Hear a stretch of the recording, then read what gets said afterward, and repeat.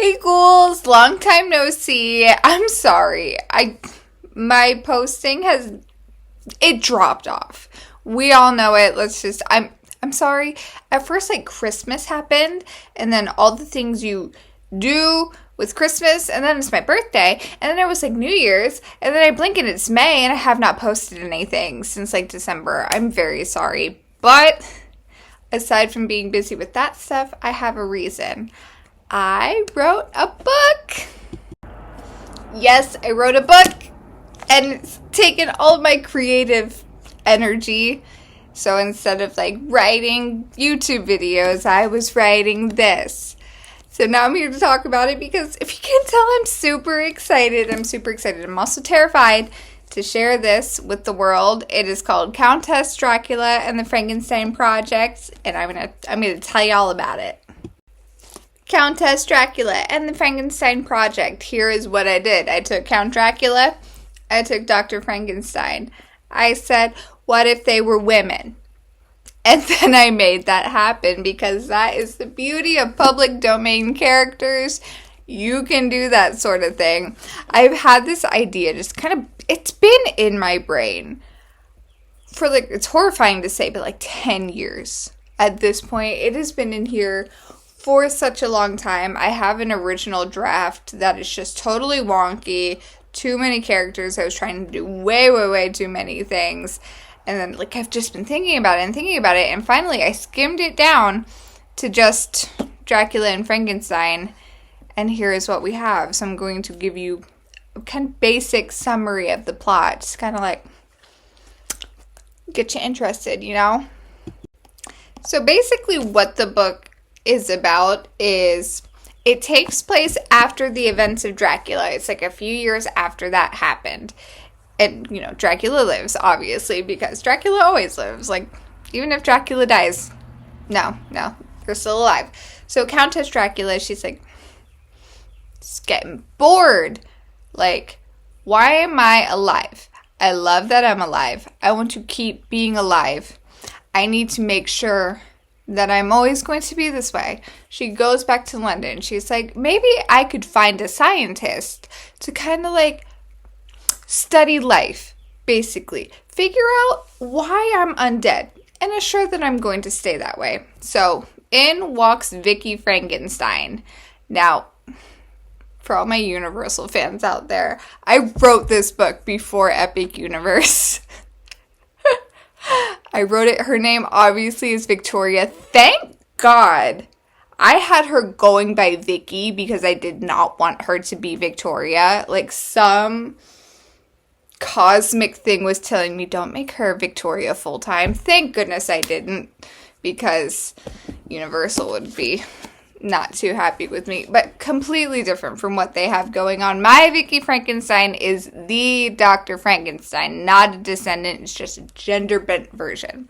So enter Vicky Frankenstein. She answers Countess Dracula's ad. She's hey, been wanting to study life. Dracula's great, come to Carfax Abbey, please. Vicky whips out this notebook. She's this is what I want to do. Dracula's kind of not exactly what I was looking for, but you know, information about me, why I'm a vampire, could spawn from whatever it is that Vicky is planning on doing here. I'm just going to let her do her thing down in the basement there. Vicky sets about doing her thing. Dracula's cool, that's your business. Let me know when it's done. But she's not just sitting idly by, no, because who is sniffing around?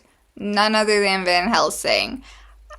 That's been the main thought in my head for these 10 years as I'm thinking about this, is Dracula and Van Helsing and their dynamic and what they have going on there. So here he comes. Now, this is not Anthony Hopkins Van Helsing. This is not Edward Van Sloan, even though he's very inspired by him. This is not even Peter Cushing, even though I think he is the hottest of the Van Helsings. This is not Hugh Jackman. This is my own thing. And I think the ladies are gonna like him. So basically, he realizes Dracula is back in London. He's what are you doing? what are you doing? Why are you here? Why are you making my life so difficult? And she's just like, tra-la-la, deal with it, boo. And things progress from there. I am not going to give the entire book away. Obviously, I would like for you to buy it. If you're interested by the things that I have said, please, please, please. This comes out May 26th, which is World Dracula Day. It will be out on Amazon. Now, of course, I know people got qualms with Amazon. I have those same qualms. I wanted to publish this myself, okay? I wanted this to be a self-publishing journey. And Amazon makes self-publishing extremely easy and extremely cheap. And I kind of started the whole process before everybody was like, boycott Amazon. Obviously, screw Jeff Bezos. I am there with you guys. Please forgive me. That is where this book is. Sorry. I just really, really, really hope that doesn't deter anyone. I'm so passionate about this book. That's why I wanted to do the self-publishing route, because I didn't want anybody taking it and changing it. And also, I want it's coming from me. It is just me. I've put everything into this. I made the cover. None of it's AI, because anybody was worried about that. I wrote this story. I made this cover in a little app on my phone. That's me. It's all me. I'm so passionate about it, and I just desperately wanted it out there for people to see it, you know? So yes, May 26th is when you can buy this. You can pre-order the ebook now. I would like to preface with the ebook, the first page you look at, it's wonky. Again, because I'm doing this entirely myself. I'm not an editor. I don't have these fancy things on my computer. Because this is all me, the first page is not formatted well. I am so sorry. Please look past the first page and how everything my, what's it called? I have my copyright, and then it runs into my dedication, that, and then it runs directly into the first chapter. Just please look past that if you are going to be buying it in ebook format, which you can pre-order now, but paperback, it just goes live May 26th. This year is when you can purchase this. So it would mean the world to me. It also terrifies me. Think about people reading my work and then criticizing it or loving it. That's not terrifying, but it's also kind of scary. If you really think about it, just putting this out there. Worse than any horror movie I ever talk about on here. And I know people love these characters. I know people are going to say what they're going to say. How could you make them women? Blah, blah, blah, blah, blah. They're about to be a man. Blah, blah, blah, blah, blah. And it's why are they supposed to be men? Do they have to be? They don't. And I prove that here.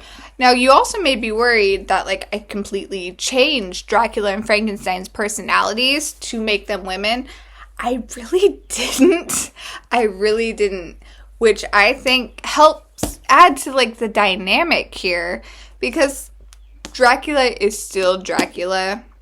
She's just a hot lady. Frankenstein is still Frankenstein. She is just neurotic in a different body. It also helps to kind of explain why Dr. Frankenstein left college, because women couldn't go to medical school at this point in time when this book is set. So she kind of got kicked out of there. It helps explain a lot of potholes. And I went into this thinking it's going to be a challenge to completely change their genders, and it just wasn't. It just flowed so naturally for me, and I really hope that translates. I really hope it does. And if you're wondering about any other familiar characters popping up, they will. Renfield is very much kind of a main character in this book. Igor is in here as well. I did not gender bend them, and I also did not gender bend Van Helsing. And a lot of people are going to be like, she wanted to make it no homo. That's not true. I would have been fine having girl Van Helsing, girl Dracula. It's just in my brain, he's just sticking as a man, and I think their dynamic works so well. Just, you'll have to pick it up. and see it. And, you know, I kept Renfield a man because I liked the idea of Dracula bossing this guy around, and he just takes it. He's like, yes, ma'am. So tropes we got in here. Gender bending's the main one. Is that a trope? I don't know. It's gothic. We have gothic horror elements. Got a little bit of sci-fi, obviously, with Frankenstein and whatever the heck she has going on. And there's a bit of enemies to lovers. So just for you book talk people, it's in here. It's in here. If you're wondering about spice level,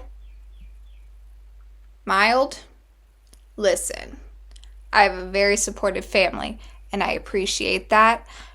That also means I can't write the spice level that's happening in my head in the book.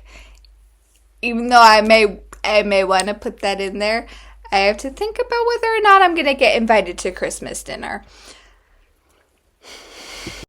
Despite writing it under a last name that is not my given last name, they will find out. Which is horrifying. But yeah, those are the tropes we've got going on. We have badass female characters in here. I think everyone's kind of a badass, to be honest. I'm so excited to put this out into the world. I'm so excited for everyone to see it. I hope everyone likes it. I really, really, really, really hope everyone likes it. If you don't, keep it to yourself, please. I'm not like Dracula. I'm fragile. First and foremost, it's feminist. It's gothic. It's a little funny. I like to think I have some funny scenes in here. It's romantic. It's Countess Dracula and the Frankenstein Project, out May 26th on Amazon. You can pre-order the ebook now. Please, thank you. I will love you forever. And I'm going to shut up about it now. Thank you so much to anyone who might purchase this and read it. It means the world to me. I really hope you like it as much as I do, because I love it. It's been such a passion of mine. So yeah, I'm gonna leave it at that before I give any spoilers away or anything like that. So thank you guys so much. I really hope you check it out. And oh my gosh, I almost forgot my sign off because I haven't been on here in so long. I'm so sorry.